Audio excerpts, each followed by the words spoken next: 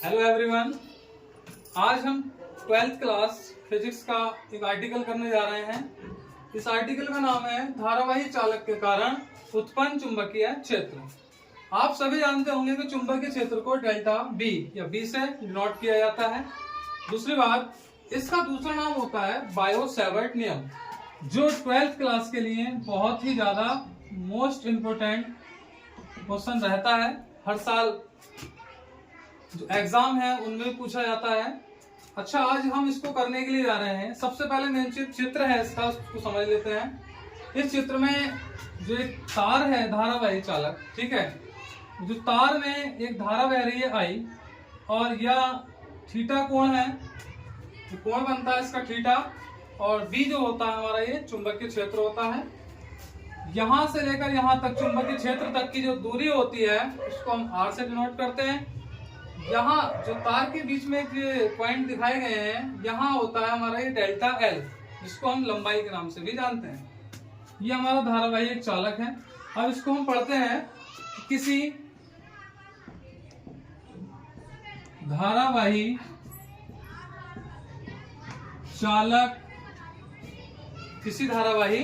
चालक में लगने वाला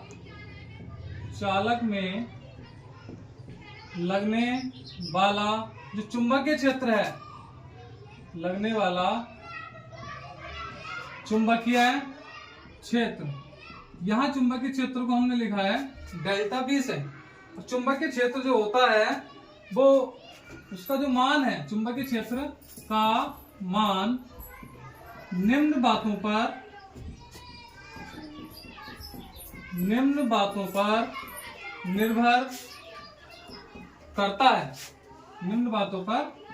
निर्भर करता है।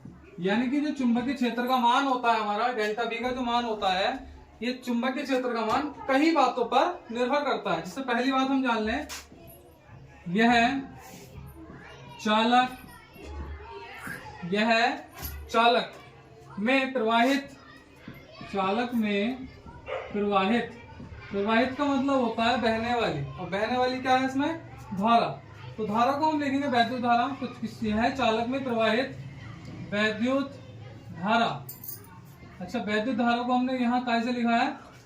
आई से लिखा है। तो वैद्युत धारा आई के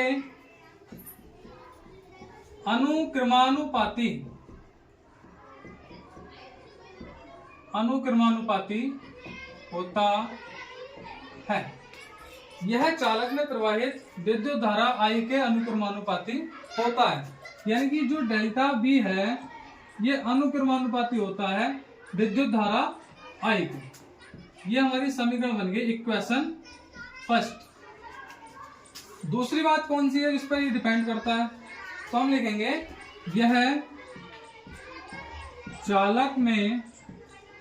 चालक में यहाँ कई सारी चीजें दे रखी हैं। यहाँ डेल्टा आई भी है, आर भी है। तो हम ये लिखेंगे ये चालक के अवयव की लंबाई, यहाँ लंबाई को भी बताया था मैंने कि यहाँ डेल्टा एल से लिखते हैं, लंबाई डेल्टा एल। यह है चालक के अवयव की लंबाई डेल्टा एल के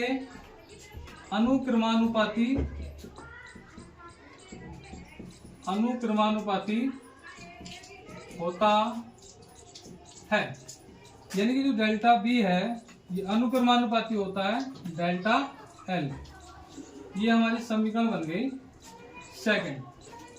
अब यहाँ हम तीसरी बात देखेंगे कि ये जो हमारा डेल्टा बी चुंबकीय क्षेत्र जिसकी हम बात कर रहे हैं, ये लंबाई और अवयव, यानी कि यह है चालक के जो अवयव होते हैं, अवयव जानते हैं, जैसे लिख लें पहले, यह है चालक की लंबाई और क्या चीज रह गई, और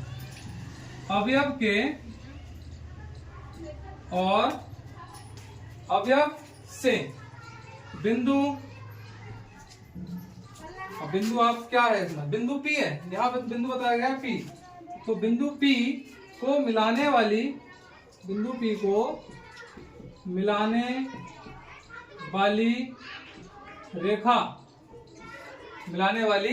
रेखा के बीच रेखा के बीच, अब यहां से जो यहाँ बिंदु आया है यहाँ P से, तो ये जो रेखा मिल रही है, ये रेखा आप देख रहे होंगे, एक वहां कोण बन रहा है, रेखा के बीच बने कोण की ज्या क्या होती है? ज्या होती है हमारी साइन, जिसको हम SINE साइन के नाम से जानते हैं। साइन के अनुक्रमानुपाती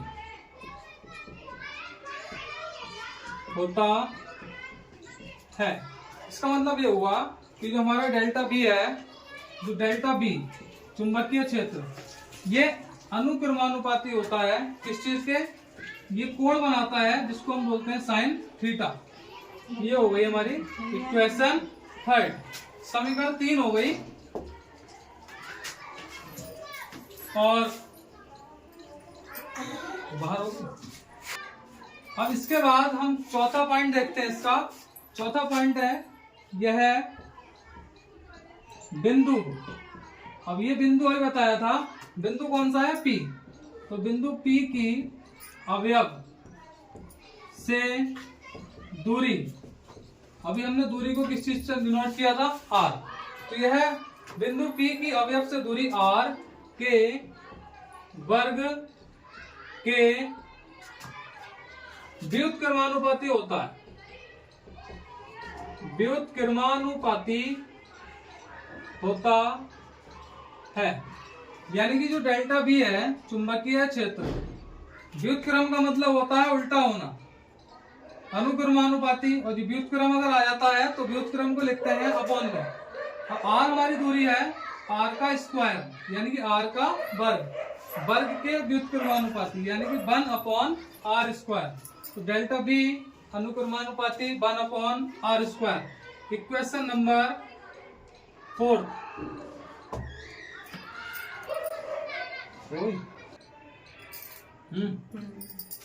अब हम यहाँ जितनी भी हमने समीकरणें बनाई थी अभी, 1 2 3 से 4 समीकरणें बनाई थी, इन चारों समीकरणों से देखते हैं, यानी कि समीकरण 1 2 3 व 4। अब हम चारों समीकरणों को क्या करेंगे? मिला देंगे। चारों समीकरणों को मिलाने पर आप एक चीज देख रहे हैं, आप जो डेल्टा बी है ये सभी में कॉमन है, तो हम ये लिखेंगे डेल्टा बी। अभी हमने पहली समीकरण जो करी थी, इस पहली समीकरण की अगर बात करें तो पहली समीकरण में था हमारा आई, उसके बाद दूसरी समीकरण में आप देखेंगे वहां था हमारा डेल्टा एल, तीसरी समीकरण हमने बनाई थी वो था हमारा साइन थीटा, और चौथी समीकरण हमारी ये है, वो है 1/r स्क्वायर। तो हम यहाँ लिखेंगे 1/r स्क्वायर। अब यहाँ देखना है कि ये डेल्टा बी हमारा ऐसे ही रहेगा, अनुक्रमानुपाती। इस 1 की मल्टीप्लाई इसकी पूरे के साथ एक साथ कर देते हैं और अपॉन में हमारा r स्क्वायर रह जाएगा। देखिए I del l sine theta upon r square. अब इस अनुक्रमानुपाती के चिन्ह को हमने हटाना है, तो यहाँ डेल्टा बी ये हटाने के बाद हमारा आएगा यहाँ इजिकल टू बराबर। जब बराबर का चिन्ह आएगा तो हमारा ये रहेगा I delta l sine theta upon r square. लेकिन जब हम इसको हटाते हैं, हटाने के बाद जो हमारा एक नियतांक आता है वो आता है यहाँ, वो है डेल्टा बी। अब यहाँ लिख लेंगे इसका नियतांक, वो क्या होता है? वो होता है म्यू नॉट अपॉन 4 पाई।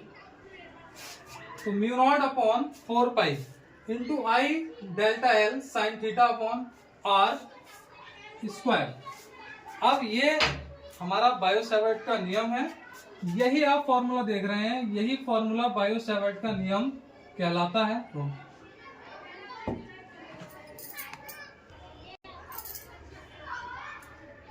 यहाँ जो हमारा म्यू नॉट अपॉन 4 पाई आया था, यानी यहाँ लिख देंगे जहां म्यू नॉट अपॉन 4 पाई एक नियतांक है, एक नियतांक है,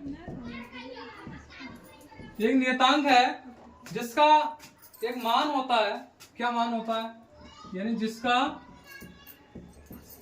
मान फिक्स होता है 10⁻⁻⁷। 10⁻⁷। और इसका एक मात्रक भी होता है, वो मात्रक होता है न्यूटन प्रति एम्पियर स्क्वायर, न्यूटन प्रति एम्पियर स्क्वायर। या इसका दूसरा मात्रक होता है, वो मात्रक होता है वेबर प्रति। अब एम्पियर स्क्वायर का एक दूसरा फॉर्मूला होता है, इसे न्यूटन प्रति एम्पियर स्क्वायर। इसका जो मात्रक होता है वो न्यूटन प्रति एम्पियर स्क्वायर, या इसका दूसरा मात्रक होता है weber upon ampere into metre. Thank you.